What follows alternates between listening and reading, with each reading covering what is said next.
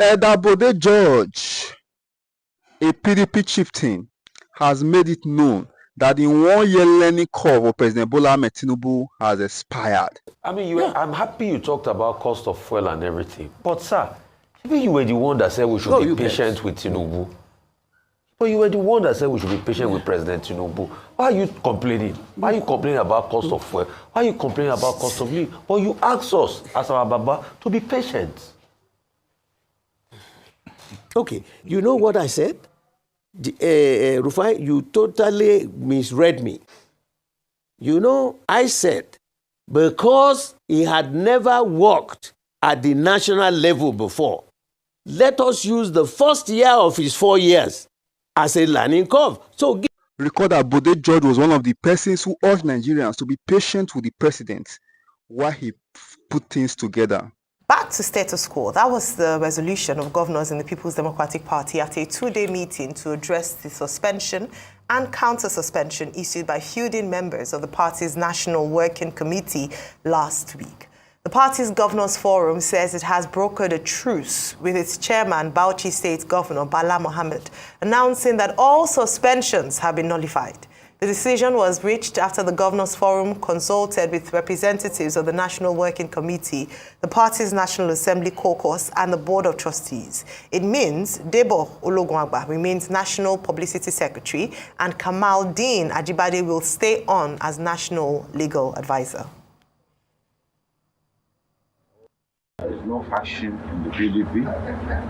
All this suspension and what have you,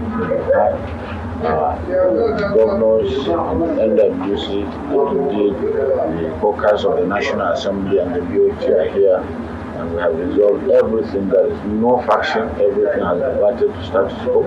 And acting chairman Damangun, only the time that the governors and all the organs of the party will sit down and resolve other issues.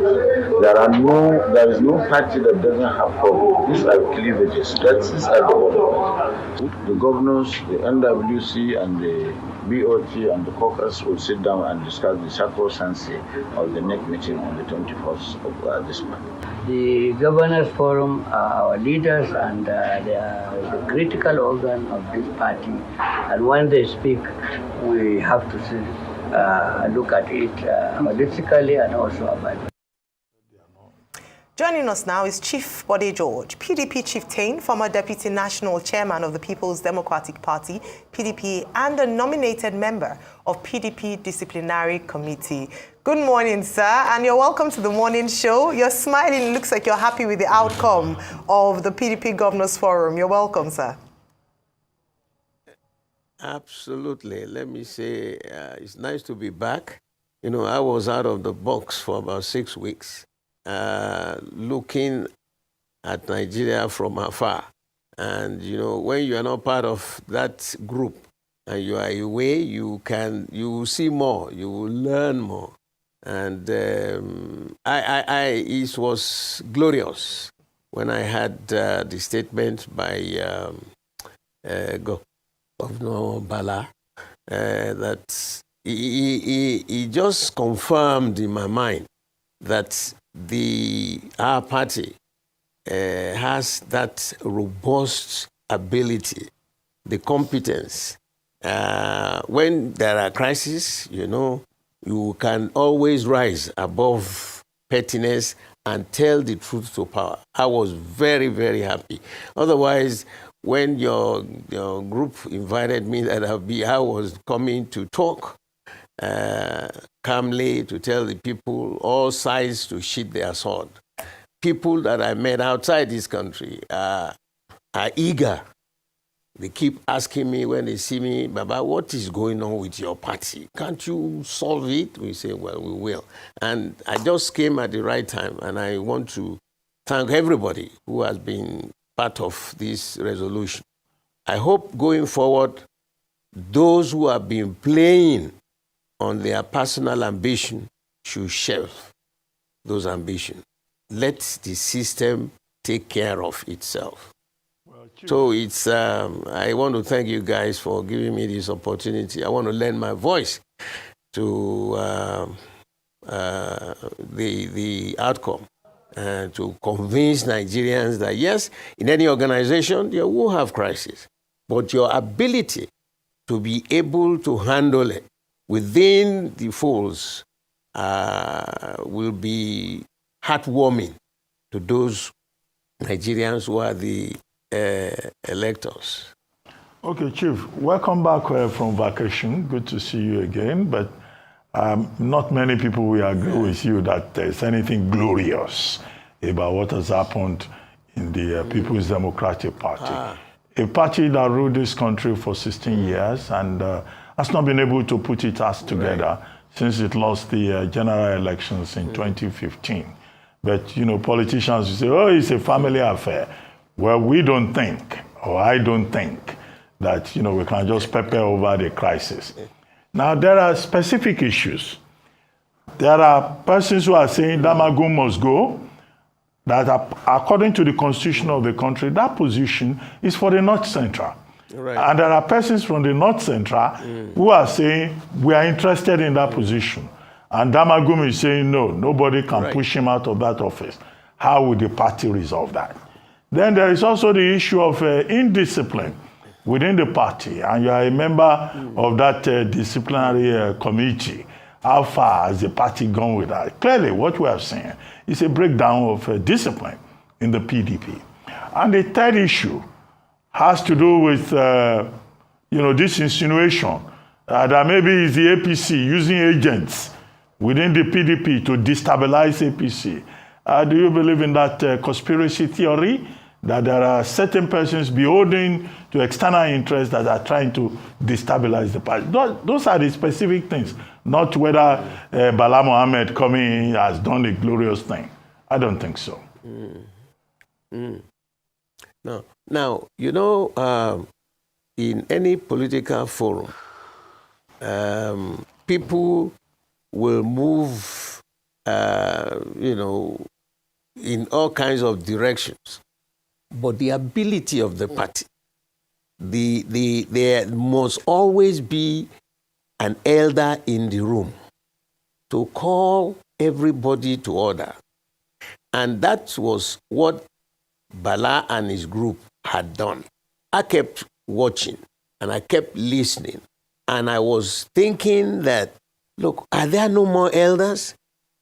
If the Board of Trustees, which is the uppermost chamber for correction or maintaining peace in the party, cannot do it, then who else is going to do it? But I'm happy that both the Board of Trustees members and the Governors Forum have now come together. They want to listen, and it is about time. Nigerians are looking for other ways out. They have tested our party. They saw that these people can be reliable, dependable, and they can manage better than the other party that is a congregation of strange bedfellows. So I am happy. The first step has been taken. Everybody stay where you are. They will now set up. It's not a judicial investigation, but we want to find out. Because since the last convention, the presidential convention, that was when everything started. And instead of arresting it, they were exacerbating it. We told you cannot have the chairman of the party and the presidential candidate from one side of the divide. They didn't listen. So we have gotten to a point where we are revisiting the concepts established by those founding fathers, selflessly, convincingly, that like Papa Alex Ekweme, he was the chief convener of all those, you know, heavyweights, to sit with him and to come to terms with what should be done, what political organization will suit Nigeria. And that was the first time we have a political party that cuts across all the tribes, cuts across all religions. And the two major problems of Nigeria is religion and tribalism. So I was happy that it is good. This is what we are looking for.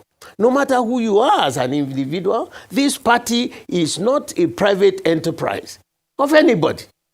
And nobody can be bigger than the neck. You know, we haven't called neck for a very long time. That is when decisions would have been taken. Then the working committee also took the powers to themselves and they were throwing. And I kept telling some of them that you cannot do this without going to neck. You know, but I want to appeal to the leaders of the various groups. It is time, if you really love this party, it is time to shed your ambition. It is time to shed whatever plans you have personal. Let us rebuild the party. Okay. Let the Iroko tree get back. Okay. Because the taproots are still there.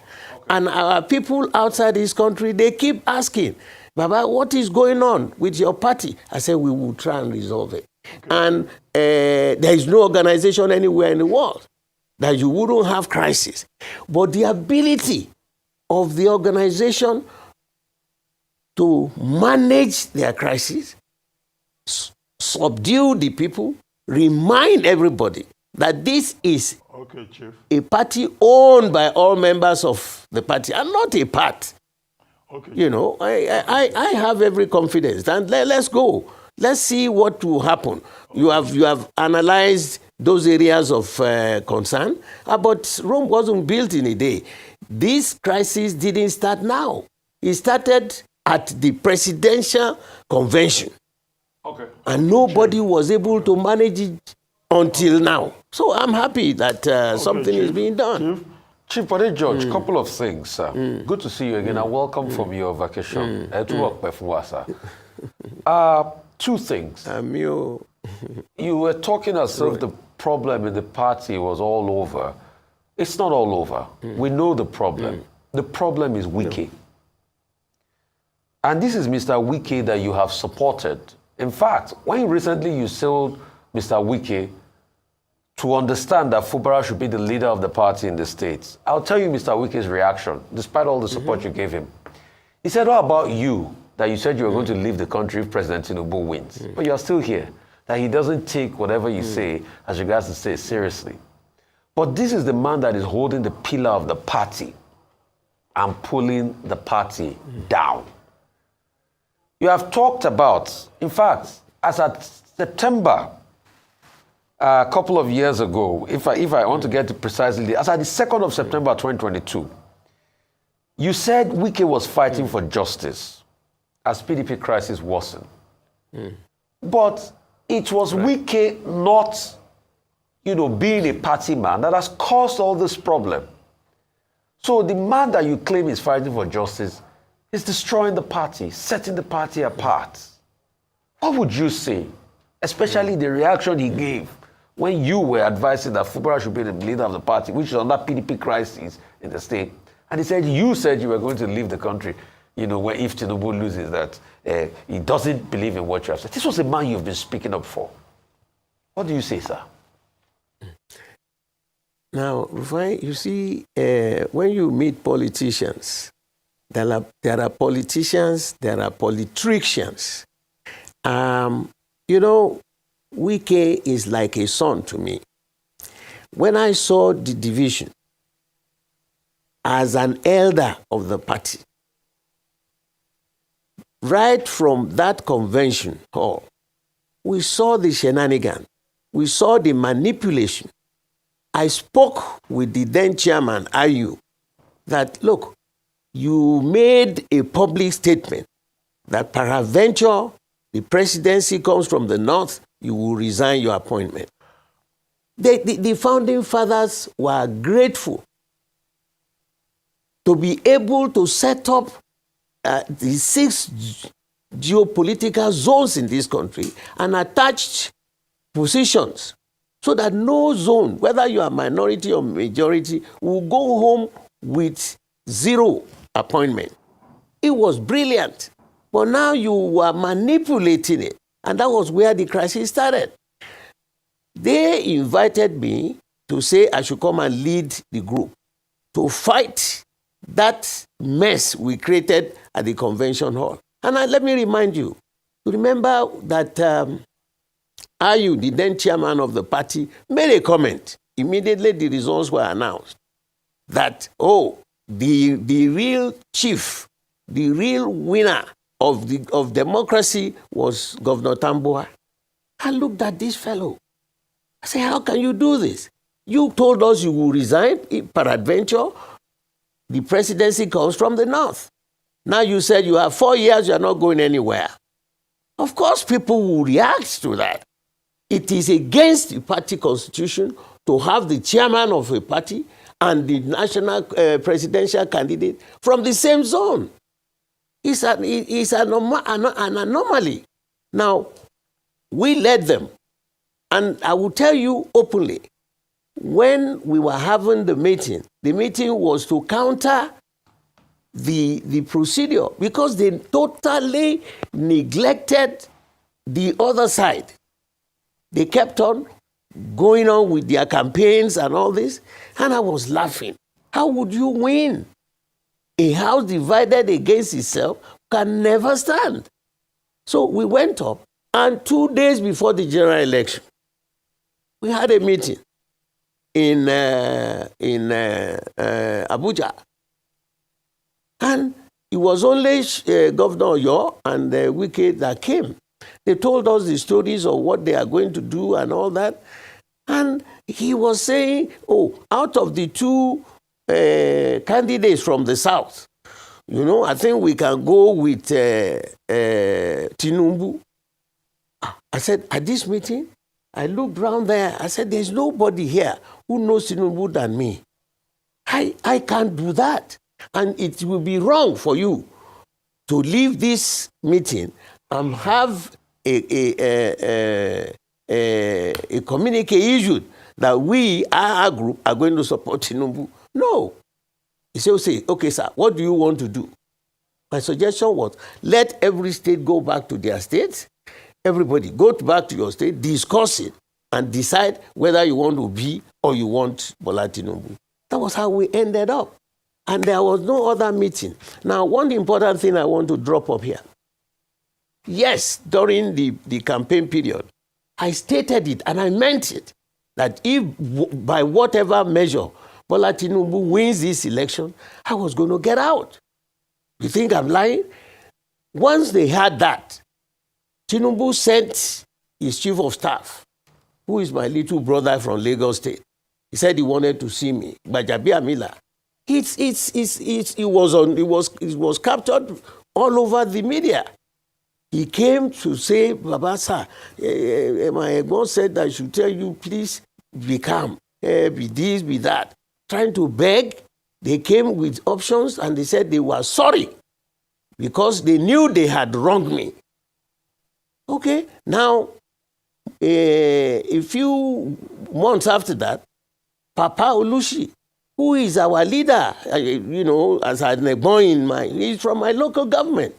Papa Olushi came to my office with Justice Ola Onimbe, the retired justice, a 95-year-old man, with two other deputy governors, to say they want to apologize. If they have apologized, what is it? Baba, so with and that is, I will never leave my party. Baba, with due respect, are you back in good terms with Wike?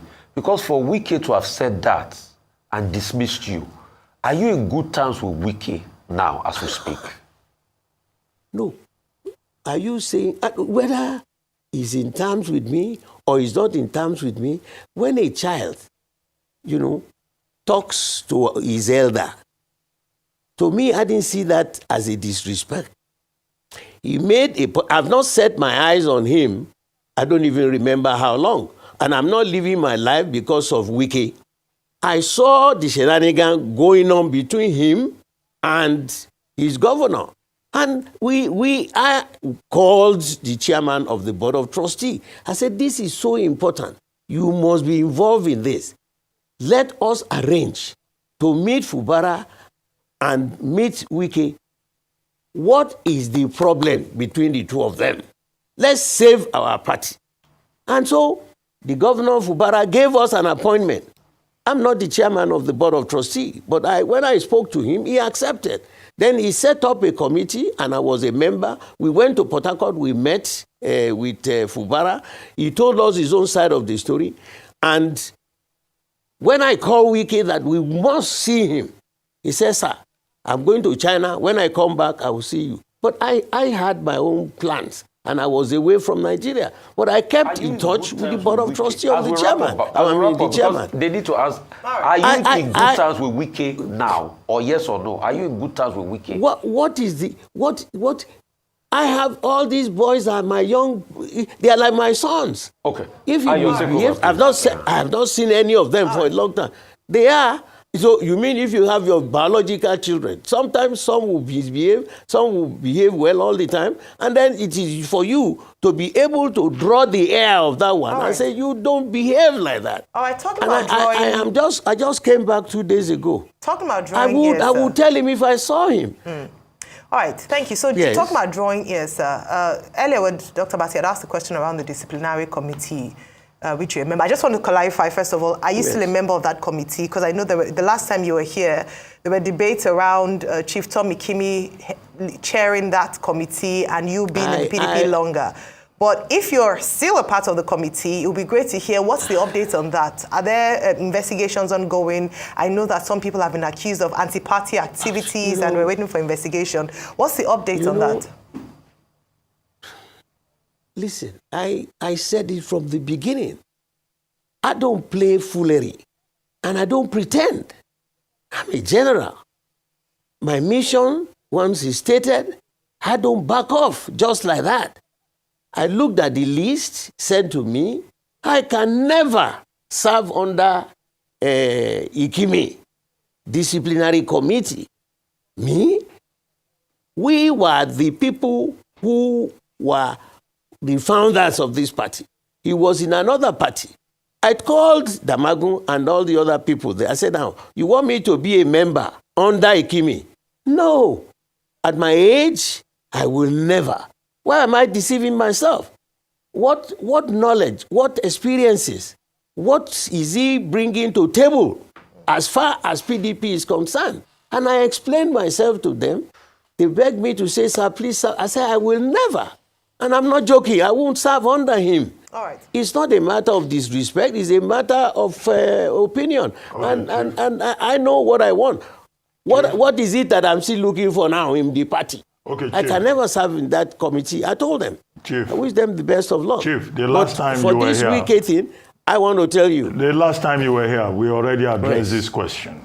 You said you will not serve under Chief Tommy Kimi. But what do you think is next for PDP? Oh, yeah. 2027 will soon be here. And what is inside for the PDP?